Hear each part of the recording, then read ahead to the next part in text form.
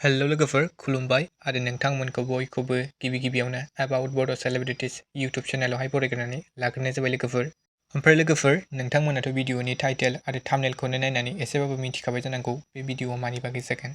लोगोफोर नोंथांमोनाथ' बयबो social media एबा इउटुबफ्रावनो नुबाय थाखाबाय एबा नुबाय थाखादों जानांगौ बर'निनो मुंदांखा इउटुबार एन्टारटेनमेन्ट वर्ल्ड आरो भुमिका मोसाहारि बिथांमोननि गेजेराव मा जादों।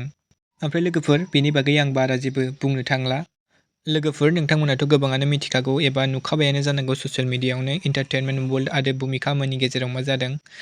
स' बिथांमोनखौनो लानानै फेसबुक एबा इउटुबफ्राव गोबां भिडिअस बानायगासिनो आरो माखासे क्रिएटरफोरा गोजाम भिडिअफोरखौनो डाउनलड खालामनानै रिआपल'ड खालामफिनलाबायगासिनो दङ। स' बेफोरखौ खालामाबा मोजां जागौमोन आरो मानोना गुबुननि पार्सनेल लाइफआवहाय जेबो मिथिया गारा एबा मोजाङै मिथिया गारा हाबनाया मोजां जाया। स' बिनि थाखाय आं जाय बिथांमोना मोजाङै मिथियाबाला भिडिअ बानायदों स' बिथांमोनखौ आं बानायाबा मोजां जागोन होननानै सानदों।